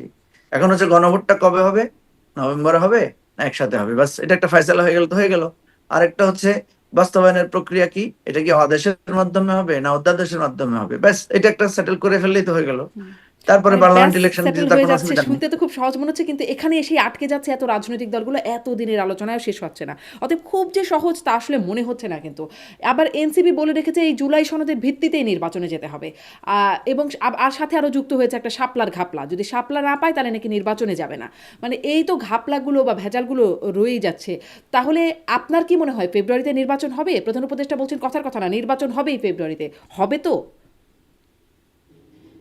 হ্যাঁ, নির্বাচন তো হবে, নির্বাচন হওয়ার ব্যাপারে তো আমি এখানে বাধা দেখি না।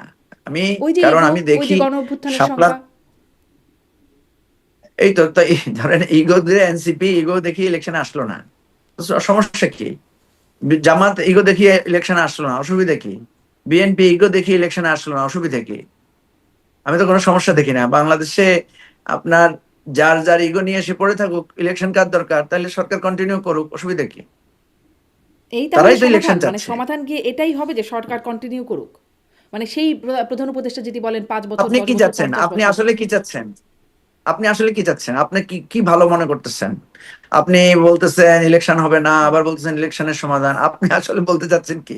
আমি তো বলছি ইলেকশন ক্লিয়ার ডেট, মানে একটা টাইম ফিক্স করা হয়েছে, আমি আসলে গণভোট ব্যক্তিগতভাবে আমি কিছু সিদ্ধান্ত বলতে চাচ্ছি হয়েছে। না, আমি আসলে এটি বুঝতে চাচ্ছি অস্পষ্টতাগুলো যদি থেকে থাকে তাহলে সেখান থেকে আসলে কোথায় সমাধান? সমাধান এটাই যে এই সরকার কন্টিনিউ করুক, বা নির্বাচন যদি সত্যি ওই ওই ওই জায়গাগুলো যেগুলোর ক্ষেত্রে আপনি বাধা বলছেন ইগো, আরে ভাই, সেগুলোতে যদি ইলেকশন বাধা যদি পায়। না হয়, আপনি আপনি একটা সহজ জিনিস বুঝছেন না কেন? ইলেকশন যদি না হয়, তাহলে কি আপনি বসবেন ক্ষমতায়? নিশ্চয়ই না।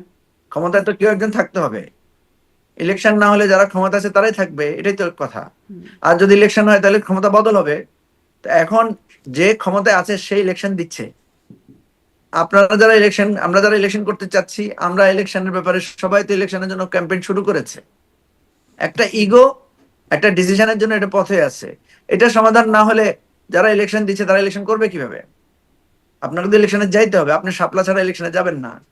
আপনি নভেম্বরে না হলে যাবেন না, তো ওই ওই ভদ্রলোক ইলেকশন দিবে কিভাবে আপনি না গেলে? কথা তো পরিষ্কার। আপনি তার মানে পথ নির্বাচন সরাবেন। বানচালের ষড়যন্ত্র বলে যে কথাটা প্রচলিত হয়ে আসছে বা বিভিন্ন আলোচনায়, টকশো বা বিভিন্ন আলোচনায় আসছে, সেটির একটা রূপ আছে, বাস্তবতা আছে। না, বাস্তবতা তো আপনি চোখেই দেখলেন, এতক্ষণ তো আপনি সেটাই এই জন্যই বলছি। আমি আরেকবার এক লাইনে সামারি নির্বা দিচ্ছিলাম। আমি আপনাকে আবারও বলছি, নির্বাচন ফেব্রুয়ারিতে। আপনি যেহেতু আরো ভালোভাবে বুঝতে চাচ্ছেন, আপনাকে ভালোভাবে বুঝাই বলি। নির্বাচন ফেব্রুয়ারিতে। সব দল নির্বাচনী প্রচারণায় নেমে গেছে। সবচেয়ে বেশি নির্বাচনের প্রচারণায় এগিয়ে আছে জামাত, তারপরে আছে বিএনপি, তারপরে অন্যান্য দল। আমরা নিজেরাও গতকালকে আমাদের 109 জনের প্রার্থী তালিকা, প্রাথমিক প্রার্থী তালিকা ঘোষণা করেছি, দেখেছেন না? হুম। তাহলে নির্বাচনের কার্যক্রম অলরেডি চলছে। নির্বাচন কমিশন নির্বাচনের প্রস্তুতিগত তৎপরতা শুরু করেছে। এখন প্রতিবন্ধকতা কোথায়? প্রতিবন্ধকতা তো নির্বাচনের সাথে কোনো কিছু প্রতিবন্ধক নাই। প্রতিবন্ধকতা হচ্ছে জুলাই সনদ বাস্তবায়নের আজকে একটা নর্ম আমরা ওভারকাম করে ফেলেছি, সেটা হচ্ছে জুলাই সনদের অঙ্গীকারে স্বাক্ষর করেছে। দেন হচ্ছে এই জুলাই সনদটা সরকার একটা আদেশ দিবে, তারপরে এটার ভিত্তিতে একটা গণভোট হবে, এবং গণভোট হওয়ার পরে আমরা ওই যে আপনি যে সংখ্যাগুলো বললেন যে কাউকে আনা হয়েছে না, কার মতামত নেওয়া হয়েছে কিনা, এই জায়গাটা একটা পরিষ্কার থাকবে, এবং নেক্সট পার্লামেন্ট তারা বাউন্ড হবে যে এই জুলাই সনদের ভিত্তিতে রাষ্ট্রটা পরিচালনা করার জন্য। এবং এই জুলাই সনদের ভিত্তিতেই 10 বছরের জন্য প্রধানমন্ত্রীর মেয়াদ ঠিক হবে।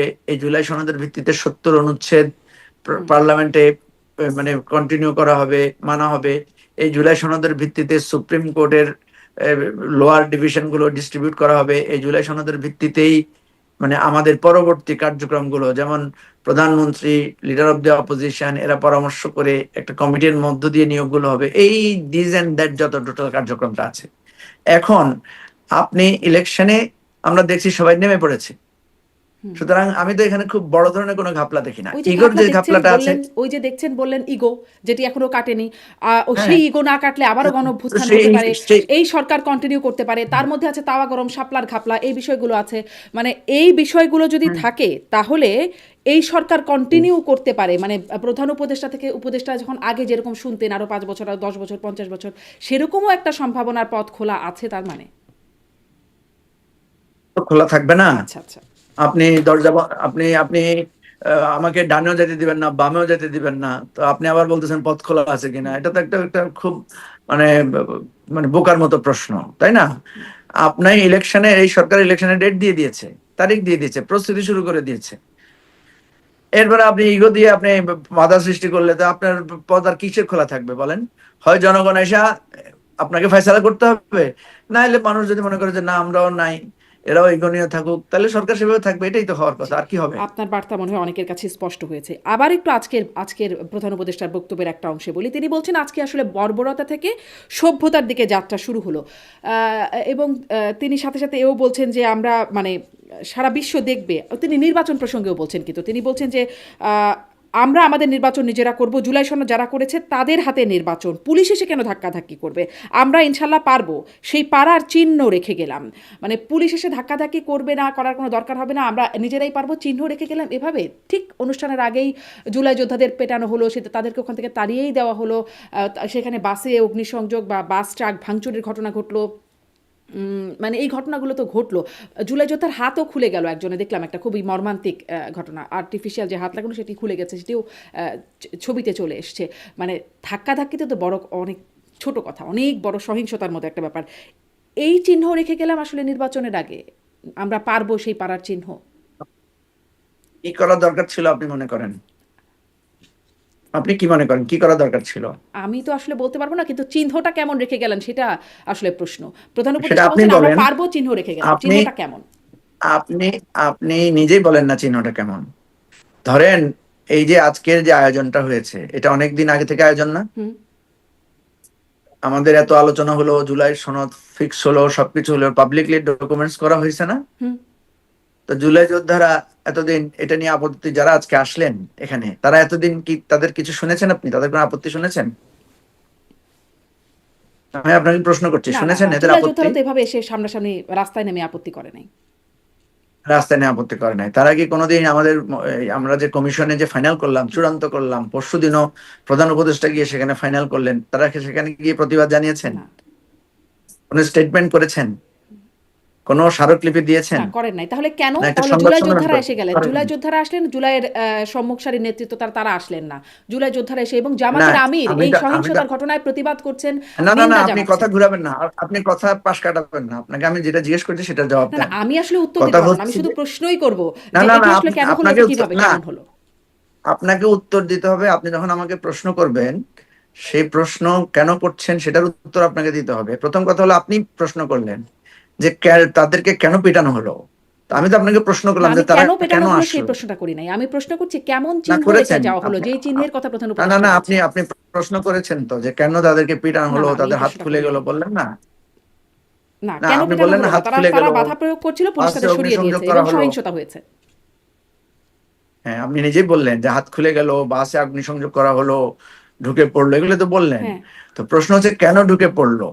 এই কারণেই তো একটা একটা যৌক্তিকতার ব্যাপার তো থাকে, যে আপনি আজকে যেটা আমরা দেখলাম যে আজকে অনুষ্ঠানটা বানচাল করারই একটা পদক্ষেপ নেওয়া হয়েছে হঠাৎ করে, যেটা আজকে 1 মাস 2 মাস ধরে এই ধরনের কোনো আলোচনায় আমরা শুনি নাই, প্রতিবাদের কোনো চিহ্ন আমরা দেখি নাই। তো যখন কেউ এসে আপনার ধরেন আপনার আপন ভাইও এসে যদি আপনার বিয়ের অনুষ্ঠানে এসে কোনো, তার বিয়েতে কোনো অমত নাই, দ্বিমত নাই, সে কখনো কোনো কিছু বলে নাই, বিয়ের দিনে এসে সে যখন হাঙ্গামা করতে আসবে, আপনার তখন করণীয় কি? আপনি তখন পুলিশ ডাকবেন না? আপনি তখন বাধা দিবেন না? হুম। আপনি তখন প্রতিবাদ করবেন না যে তুমি এতদিন কিছু করো নাই, এখন কেন আসছো? সুতরাং আপনি যেটা বলছেন যে এইটাই হয়েছে, এবং এই ঘটনাটা মানে আনঅ্যাভয়েডেবল ছিল, কারণ পুরো অনুষ্ঠানটাকেই আজকে ফয়েল করে দেওয়ার জন্য একটা পরিস্থিতি তৈরি হয়েছে। সেই পরিস্থিতির প্রতিবাদ বা সেই পরিস্থিতির উপর দাঁড়িয়ে সবাই কিন্তু অংশগ্রহণ করেছে, এবং বৃষ্টিও ছিল।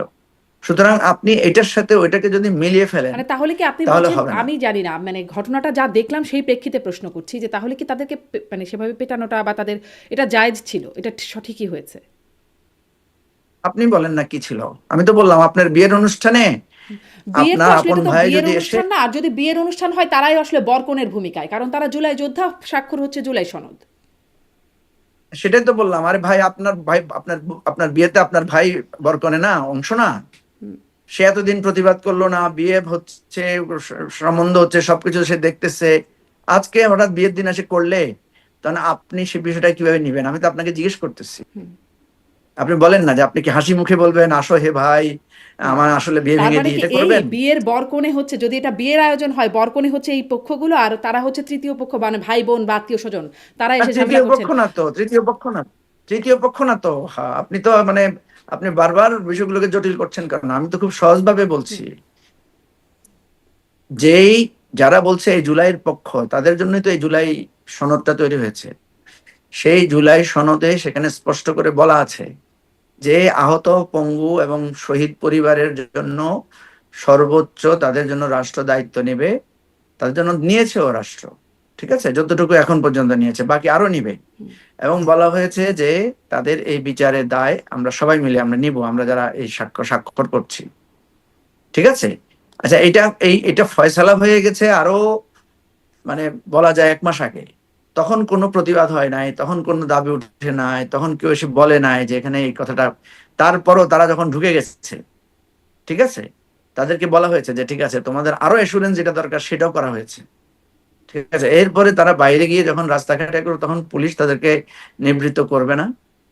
আপনি কি মনে করেন করাটা ঠিক হয়েছে কিনা, এবার আপনি বলেন। জামাতের আমির ঠিক কিন্তু হয়েছে এটি কিনা এবার বলেন। সমালোচনা করেছেন, জামাতের আমির এটা নিন্দা করেছেন যে যেভাবে জুলাই আরে যোদ্ধাদের ভাই, পেটানো আপনার হয়েছে। কথা জানতে চাচ্ছি, জামাতের দিকে পড়ে থাকেন কেন সারাদিন? জামাতের সাথে পড়ে থাকার তো আপনার আমার দরকার নাই। আমি আপনার কথা জিজ্ঞেস করতেছি যে যখন এরকম করে তখন পুলিশের কি করণীয়? না, পুলিশ আইন তখন শৃঙ্খলা পুলিশ তো, রক্ষায় তার ব্যবস্থা নেবে, সেটি হচ্ছে স্বাভাবিক হ্যাঁ, ব্যাপার। পুলিশ তো আইন পুলিশ শৃঙ্খলা আইন রক্ষা করার শৃঙ্খলা কাছে, রক্ষায় এই তো ব্যবস্থা নেবে, এতক্ষণে, কিন্তু তারা আবার এতক্ষণে আপনি জুলাই আপনি যোদ্ধা, একটু স্বাক্ষর হচ্ছে জুলাই সনদ, প্রশ্নটা এই জন্যই। হ্যাঁ, ঠিক আছে, প্রশ্ন তো ঠিক আছে, আপনি বললাম তো আপনার ভাই হলেও তো আপনি ন্যায়ের প্রশ্নে আপনি তো আপনার বিয়ে ভেঙে দিবেন না, এখন এই ন্যায়ের ঠিক প্রশ্নটাই আছে, এক একজনের সেটাই কাছে আমি, এক এক রকম, সেজন্যই আপনার কাছে জিজ্ঞাসা করা। মানে জামাতের আমির হ্যাঁ সেটাই তো গুরুত্বপূর্ণ বললাম। ব্যক্তি, তিনিও এই প্রসঙ্গে হ্যাঁ ঠিক বলছেন। আছে, এটা জামাতের আমিরকে একদিন আপনার প্রোগ্রামে ডাকবেন, ডেকে ওনাকে প্রশ্ন করবেন, তাহলে ভালো হবে, ঠিক আছে। জি, আপনি কি যেহেতু এটা এতই বলতে পারেন আপনার জামাতের জামাতের প্রতি আমির এত কেন আসলেন প্রীতি। না আজকের প্রোগ্রামে? মানে অবশ্য তাদের না, প্রতিনিধি আমি আসছেন। বলতে পারবো না। হ্যাঁ, আপনি জামাতের কাউকে মিটিং এ ডাকবেন, আপনার শর্তে ডাকবেন, ডেকে তারপর জিজ্ঞেস করবেন, সেটা ভালো হবে। অথবা ওনার ফোন নাম্বার কালেকশন করে ওনাকে ফোন আছে করে আমার জানতে কাছে, পারেন, আছে, আমি কথা বলি মাঝে সমস্যা মাঝে, নেই। মানে আমার শোতে আসেন আর ঠিক কি, আছে, সেই হ্যাঁ অনুযায়ী হ্যাঁ কথা হ্যাঁ, বলি। তাহলে আপনি কথা বলে নিন, সেটাই ভালো হবে আপনার জি, জন্য। সুযোগ পেলে নিশ্চয়ই কথা বলবো, এমনি তো তার কথা হয় না, অনুষ্ঠানের আমন্ত্রণ জানানোর সুযোগ পেলেই তখন একটু কথা হয় তার না সাথে না, আমার। আপনি আপনি শো ছাড়াও তো আপনি আমাদেরকে ফোন করেন মাঝে মাঝে, তখন ওইভাবে করবেন আর কি, করে জিজ্ঞেস করে নেবেন যে উনি কেন আসলো না, কি সমস্যা। না, শো মাঝে মাঝে ছাড়া অবশ্য খুব বেশি আপনার আপনার শোর সাথেও খুব গেস্টদের, কথা হয়েছে তা না। আচ্ছা, শোর শোর নিশ্চয়ই সুযোগ শোর পেলে আমি গেস্টদের কি অবশ্যই খবর জিজ্ঞাসা নেবেন করবো এই না? বিষয়ে, আমি সুযোগ পেলে অনেক কিছুই জিজ্ঞাসা করি, চেষ্টা করবো নিশ্চয়ই এই বিষয়টিও জিজ্ঞাসা করবার। একটু জুলাই সনদের কন্টেন্টে অঙ্গীকারনামার কথা যেটা বলছেন, একটা পটভূমি বলা হচ্ছে। জুলাই ঘোষণাপত্র যখন স্বাক্ষরিত হলো তখন রাজনৈতিক দলগুলো, এনসিপির মতো রাজনৈতিক দল বা অনেক রাজনৈতিক দলই বলেছে যে এটি একটি দলের ঘোষণাপত্র বা একটি দলের ইতিহাস তার মধ্যে প্রাধান্য পেয়েছে। এটিও বলা, মানে লেখক গবেষক মহিউদ্দিন আহমেদ সহ বিশ্লেষকরা যারা আমরা টকশোতে যাদের সাথে কথা বলি তারা অনেকেই বলেছেন যে একটি দল ঘেঁষা ঘোষণাপত্র হয়েছে। এই অঙ্গীকারনামাটার মধ্যেও কি, মানে আমি বলছি জুলাই সনদে যে পটভূমি তৈরি করা হলো, বলা হলো, সেটিও কি একটি দল ঘেঁষা কিনা? কারণ ওই যে বলছিলেন যে কথা বললে জিজ্ঞাসা করে নেবেন, আমি জিজ্ঞাসা করেছিলাম যে ওই যে লগি বৈঠার প্রসঙ্গ, যেটি আসলে এই জুলাই সনদে পটভূমিতে বলা আছে যে 2006 সালে আওয়ামী লীগের নেতৃত্বে লগি বৈঠা তাণ্ডবে দেশে কয়েকটি নৃশংস রাজনৈতিক হত্যাকাণ্ড সংঘটিত হয় এবং সেই ধারাবাহিকতায় 2007 সালে দেশে জরুরি অবস্থা জারি ও একটি অস্বাভাবিক তত্ত্বাবধায়ক সরকার প্রতিষ্ঠা হয়, যা 1/11 সরকার নামে পরিচিত। এই হচ্ছে জুলাই সনদের পটভূমিতে এই অংশটা লেখা। আমি জিজ্ঞাসা করেছিলাম জামাতের আমিরকে যে সেই সময় লগি বইটার তাণ্ডবটা কেন হয়েছিল, যখন বিচারপতি কে এম হাসানকে জ্যেষ্ঠতা লঙ্ঘন করে প্রধান বিচারপতি করা এবং বিচারপতিদের বয়স বাড়িয়ে তাকে যেন প্রধান বিচারপতি করা যায়, যেন তিনি প্রধান তত্ত্বাবধায়ক সরকারের প্রধান হতে পারেন, এবং তখন সেটিকে ঘিরে একটা আন্দোলন তৈরি হলো। আওয়ামী লীগ সেটি মানল না, লগি বৈঠার আন্দোলন বা মানুষ হত্যার বিষয়টি তখন আসলো, জামাতের সাথে সাংঘর্ষিক অবস্থা। এই যে তত্ত্বাবধায়ক সরকারকে কলঙ্কিত করার যে যাত্রা, সেটিতে তো তাহলে বিএনপি বা জামাত আপনারাও ওইটাতে সামিল। তখন তিনি এই বিষয়ে তিনি বলেছিলেন যে সেটি নিশ্চয়ই আমাদের একটা ভুল ছিল, তত্ত্বাবধায়ক সরকারকে কলঙ্কিত করার যাত্রা। এখনও এই জুলাই সনদে সেটিই বলা হচ্ছে যে লগি বৈঠা, এবং তার প্রেক্ষিতে আসছে 1/11। মানে এইটাও কি আসলে, আমি এটা একটা উদাহরণ দিলাম শুধুমাত্র, আসলে কি একটি দল ঘেঁষা হয়ে যাচ্ছে কিনা পটভূমি বা বিস্তারিত যেভাবে আসছে জুলাই ঘোষণাপত্রের পরে সনদও যেভাবে আসছে? না, দল এটা দল ঘেঁষা যদি আমরা মনে করতাম তাহলে তো আমরা এটাতে স্বাক্ষর করতাম না, বা দল ঘেঁষা যদি মনে করতাম তাহলে তো এটা জুলাই সনদ আকারে 32-33 দল এটা গ্রহণ করতো না, ঠিক আছে। এই পটভূমিতে তো সবার আমরা এগ্রি করেছি। এখন মহিউদ্দিন ভাই যেটা করেছেন এটা ওনার স্বাধীনতা আছে, উনি এটা কি অবজার্ভ করবে, আপনি এটা সম্পর্কে মন্তব্য করতে পারেন, এটা এক একজন একভাবে মন্তব্য করতেই পারে।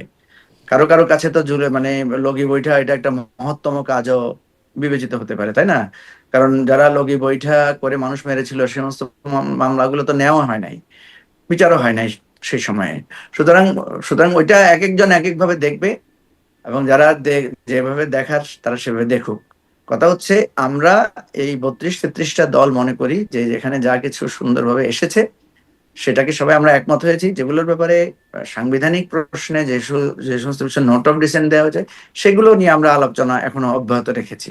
সুতরাং এটা কেউ যদি সেরকম বলে থাকে এবং এটাকে যুগ যুগ ধরে এটাকে পর্যালোচনা করার সুযোগ তো থাকবেই। এটা এটা তো কারো কারো অধিকারও তো আমরা বাধা দিতে পারবো না। জি, সঠিক ইতিহাসই আপনারা একমত হয়েই তার মানে স্বাক্ষর করেছেন। আচ্ছা, এটি বুঝলাম। একটু এখানে আসি, প্রধান উপদেষ্টা আজকে বলছেন যে সারা বিশ্ব অবাক তাকিয়ে আছে আমাদের দিকে। আহ, আমাদের কাছে নাকি অনেক দরখাস্ত আসছে, তরুণ পাঠান, 26 সালে হাত জোর করে বলবেন তরুণ পাঠান, আমরা তরুণ না পাঠালে একরকম তারা বিশ্বের অন্যান্য দেশগুলো বিপদেই পড়ে যাচ্ছেন। এই একটা অবস্থা। কিন্তু কদিন আগেই বাংলাদেশের পররাষ্ট্র উপদেষ্টা তৌহিদ হোসেন তিনি বলছেন যে বাংলাদেশের জন্য ভিসা কঠিন হয়ে গেছে, ভিসা প্রত্যাখ্যানের হার বেড়েছে। তিনি বলছেন শিক্ষার্থীরা যারা কাজের জন্য বিদেশে যাচ্ছে তারা উদ্বিগ্ন, তিনি নিজেও তার উদ্বেগের কথা স্বীকার করছেন। তাহলে আসলে এই যখন সংশ্লিষ্ট মন্ত্রণালয় বলছে যে দেশ থেকে যাওয়ার হারটা এরকম বা এরকম কঠিন হয়ে যাচ্ছে প্রক্রিয়াটা, তখন প্রধান উপদেষ্টা অসত্য বললেন নাকি? মানে দ্বিচারিতা কোনটা, কোথায় দেখেন কিনা? না, দ্বিচারিতা নাই এখানে। প্রধান উপদেষ্টা তো একটা হোপ দেখিয়েছেন যে আমরা এই জায়গায় যেতে চাই বা আমরা এটা করব, আমাদের রাষ্ট্রটার এই পটেনশিয়াল আছে। না, দরখাস্ত ঠিক আসছে আছে, আমাদের কাছে রাষ্ট্রের অনেক, সকল সারা বিশ্ব হাত জোর করছে। আসছে তো, ধরেন ওই যে ওনার কাছে জাপানে 1 লক্ষ লোক ইয়ে করার চুক্তি হয়েছে না, সেই ধরনের তো আমাদের দেশের শ্রমশক্তি আমরা যদি সুন্দরভাবে ট্রেনিং করে দেশ বিদেশে পাঠাই সেটা তো একটা মানে চাহিদা তো আছেই, তাই না? এই কিছুদিন আগে আমরা দেখলাম মালয়েশিয়ানরাও লোক নেওয়ার জন্য করেছে, সেটা তো আলাদা। আবার একই জিনিসও আছে, আমাদের শ্রমিকরা চাকরিচ্যুত হয়ে দেশে ফিরে আসছেন, সেটা তো আছে। এখন কথা হচ্ছে এটা তো কোনো ব্যক্তি বা মানে রাষ্ট্রের মানে প্রফেসর ইউনূসের সময়কালের বিষয় না। একটা হচ্ছে যে আমাদের আপনি তো জানেন যে জুলাই অভ্যুত্থানের সময় আপনার আন্দোলন করতে গিয়ে আমাদের বেশ কিছু শ্রমিকরা গ্রেফতার হয়েছেন, সেখানে তাদের শাস্তিও হয়েছে, তারা জেলও গিয়েছেন, দুবাইতে, হ্যাঁ, আরব আমিরাতে, আবার মালয়েশিয়ায়, বিভিন্ন জায়গায়, মানে ভূমধ্য সাগরে আমাদের শ্রমিকরা আটকা পড়ে নানা ধরনের মানে কঠিন জীবন হুম। তাদেরকে ভোগ করতে হচ্ছে। এটা তো আমাদের সামগ্রিক রাষ্ট্রের একটা চিত্র। হুম। তো প্রফেসর ইউনূস যেটা সবসময় বলেন, উনি এক ধরনের আশাবাদিতা, হোপ কথা বলেন যে আমরা চাকরি দিব, আমরা উদ্যোক্তা হবো, এই ধরনের কথা থেকে উনি বলেন সেটা। এটাকে আমি মানে খুব বেশি মানে এটা একেবারে তার আশার জায়গা, মানে বাস্তবতার জায়গা না। না, বাস্তবতা তো হচ্ছে আমাদের দেশের কোটি কোটি লক্ষ লক্ষ কোটি কোটি টাকা পাচার করে বেগমপাড়ায় বাড়ি হয়েছে। আমাদের দেশের একজন মানে মন্ত্রীর তার শতাধিক বাড়ি পাওয়া গেছে লন্ডনে, এটা হচ্ছে বাস্তবতা। আমাদের দেশের শত শত চোর বাটপাট মানে লুটপাটকারীরা লুণ্ঠনকারীরা এখন ইন্ডিয়া কলকাতা বাজার ঘুরে বেড়াচ্ছে, এটা হচ্ছে বাস্তবতা। ঠিক আছে, তারপরে আপনার পিয়নের 400 কোটি টাকার মানে ব্যালেন্স থাকে, হ্যাঁ, এটা হচ্ছে বাস্তবতা। বাস্তবতা হচ্ছে যে এখনো তো এপিএস এর আওয়ামী শত কোটি লীগের টাকা নিয়ে লোকদের, যাওয়ার খবর শোনা যায়, উপদেষ্টার এপিএস। হ্যাঁ এখনো যে যাবে নাকি তো। 1 লাখ আপনি টাকার জায়গায় আপনি 5 লাখ টাকা ঘুষ দিতে হয় বলছেন মিস্টার হ্যাঁ, ফখরুল ইসলাম আলমগীর। হ্যাঁ যাচ্ছে তো ভাই, আমি তো সেটা আপনাকে হুম। বলতেছি, আপনি এই তো রাষ্ট্রটাকে বাস্তবতা, এমন কিন্তু জায়গায় ওই নিয়ে গেছেন। বাস্তবতা না যে আমাদের কাছে দরখাস্ত করছে, হাত জোর করছে যে আমাদেরকে তরুণ পাঠাও। মানে বাস্তবতা তো সেটা কি লক্ষ্য করছে, লক্ষণ কি সেরকম মনে হচ্ছে? না, সেটা তো আমি আপনি বলতে পারবো না। উনি যখন ওনার কাছে যখন লোকরা কথা বলে সেটা তো উনি বলতে পারবেন, উনি বাস্তবতার জায়গাতে তো পররাষ্ট্র উনি উপদেষ্টা আছেন, যেটি তাই না? বলছেন। না, পররাষ্ট্র উপদেষ্টা কি বলেছেন যে আমাদেরকে লাথি মারতেছে না, লোকেরা, লাথি যে মারতেছেন তা বাইর করে বলেন নাই, দিচ্ছে, কিন্তু এভাবে বলছেন বলছেন? যে আমাদের তাহলে কি আসলে তিনি বলছেন? উদ্বেগ প্রকাশ করছেন শিক্ষার্থীদের জন্য, যারা কাজের জন্য যাচ্ছেন তাদের জন্য অনেক কঠিন হয়ে যাচ্ছে, এর জন্য আমরা নিজেরাই দায়ী, এই ভাই বিষয়গুলো কঠিন তো, বলছেন। একটা একটা একটা জিনিস হচ্ছে, একটা জিনিসের দুইটা দিক তো থাকেই, তাই না? আমাদের ঢাকা শহরে 5 স্টার হোটেল বাড়তেছে না? বাড়তেছে তো। আবার আমাদের বস্তিতে, আমার রাস্তায় ঘুমানোর লোক তো বাড়তেছে। দুইটাই তো বাস্তব, দুইটাই তো সত্য। আমাদের কাছে শ্রমিক চাচ্ছে, আমাদের কাছ থেকে দক্ষ শ্রমিক চাচ্ছে, আমাদের বাংলাদেশের চাহিদা আছে, এটা তো সত্য বাস্তবতা। আবার আমাদের লোকেরা বিভিন্ন জায়গায় গিয়ে অপকর্মে নানাভাবে বিতাড়িত হচ্ছে, মানে সমস্যাগ্রস্ত হচ্ছে, এটা তো বাস্তবতা। আমাদের দেশের মানে জাতিসংঘে আমাদের লোকেরা গেছে, সেখানে আমাদের বাংলাদেশিরা দুই গ্রুপ মারামারি করতেছে, এটা তো বাস্তবতা। হুম। সুতরাং দেওয়ার মানে দুইটা পৃষ্ঠা তো আছেই, দুই তার মানে ধরনের এটা দৃশ্য একটা তো আংশিক আছেই। বাস্তবতা, সারা বিশ্ব একদম তাকিয়ে আছে বিষয়টা এমন না, আংশিক। হ্যাঁ, আপনি বলতে পারেন আংশিক, আপনি এটা আপনি ব্যাখ্যা করে যেভাবে বলেন, অসুবিধা নাই। মানে আমি আপনার কথাটাকেই বিশ্লেষণ করার চেষ্টা করছিলাম, কারণ আমি দুটো বিষয় আমলে নিচ্ছি, এক হচ্ছে পররাষ্ট্র উপদেষ্টার বক্তব্য, আমি এক তো হচ্ছে আপনাকে প্রধান উপদেষ্টার আমি তো বক্তব্য। আমি তো আপনাকে দুটাই আমলে নিতেই বলতেছি। হুম।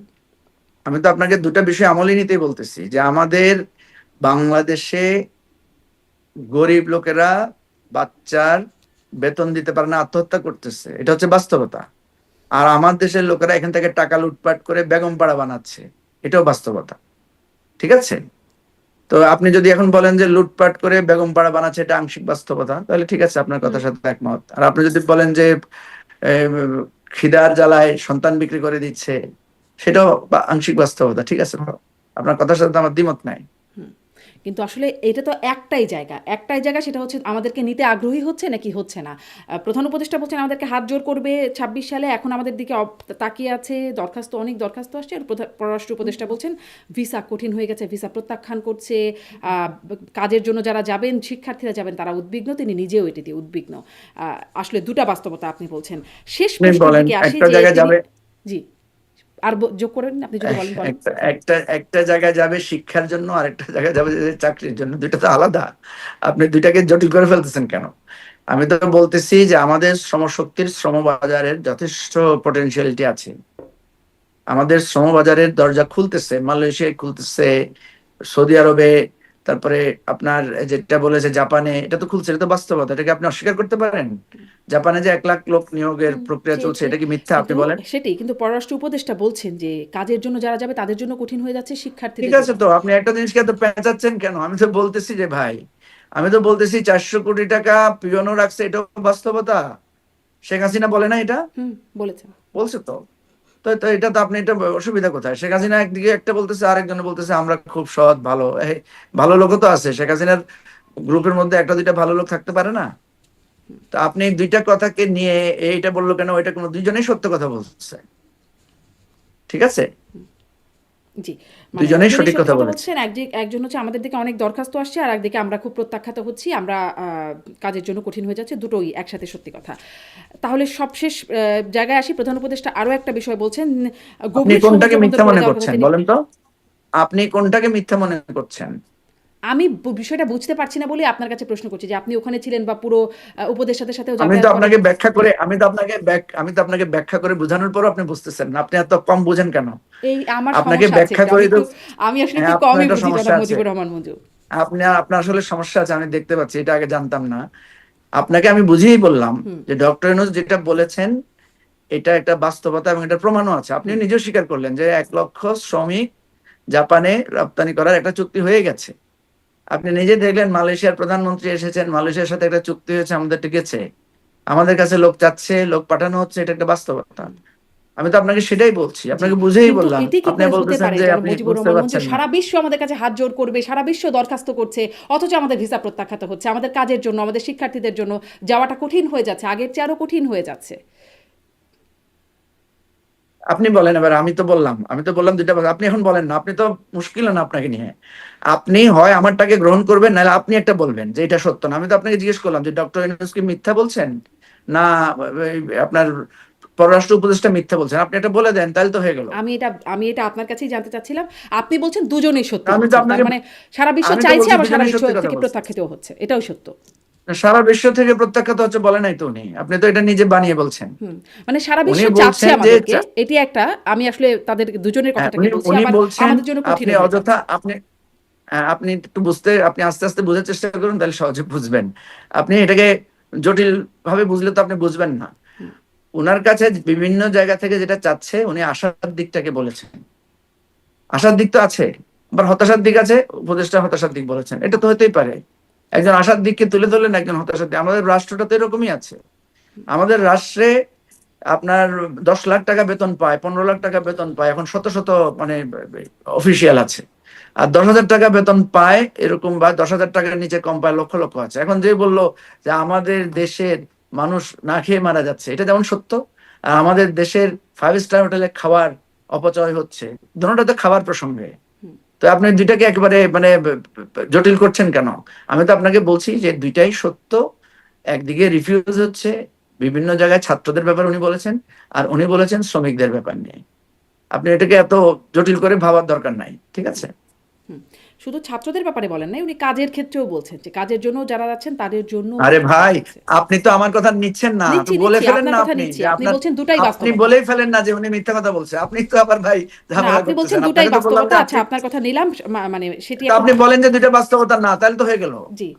আমার আপনি কাছে বলে মানে দেন আমার যে কাছে দুইটা এটাই বাস্তবতা। খটকা লাগছিল, তা শুনেন, একসাথে দুটো কি করে বাস্তবতা হতে আপনার পারে? তো, আপনি বলছেন আমি দুটোই বলছি কি, বাস্তবতা। আপনার আপনার সাথে আমার যে আলোচনা, এটা তো দর্শকরা দেখছে, তাই না? হুম, হুম। হয় আমারটা সঠিক, নাহলে আপনারটা সঠিক। আপনি বলেন যে ওনারা দুজনে ধাপ্পাবাজি করছে, বলে ফেলেন, তাহলে না, তো হয়ে গেল। আপনারটা সঠিক বা আমি তো আমারটা সঠিক বলছি, না। হয় প্রধান উপদেষ্টা সঠিক, না হয়তো পররাষ্ট্র উপদেষ্টাটা সঠিক। আমি এটা জানতে চাচ্ছিলাম যে কোনটা সঠিক? আপনি বলছেন আপনি দুটাই বলেন, সঠিক।